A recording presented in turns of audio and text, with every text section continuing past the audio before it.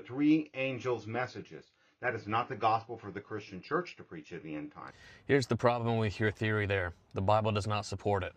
If the only thing you are preaching is 1 Corinthians 15, you are preaching an incomplete gospel. Because as you can see, this message here is also the gospel. And that's not my opinion. The Bible here says it itself. This is the everlasting gospel. What the Bible is doing here is what Jesus did in the Sermon on the Mount. It's expanding our understanding of what the gospel really is. And why is this so important? Why do we place such an emphasis on the three angels' messages? Why did I personally write a book on this right here?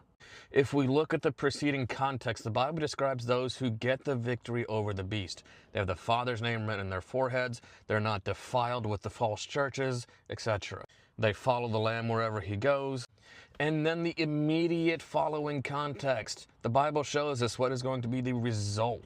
Now this right here is describing the second coming of Jesus. Now that happens in the end times. So this gospel message that immediately precedes the second coming of Jesus that happens in the end times, this is the gospel we're supposed to be preaching in the end times. People don't like this message because it calls them to a full surrender of self to Jesus. It calls them to complete victory over sin. It calls them back to obedience to the fact that the judgment is going on right now, and those who fail the judgment aren't going to heaven.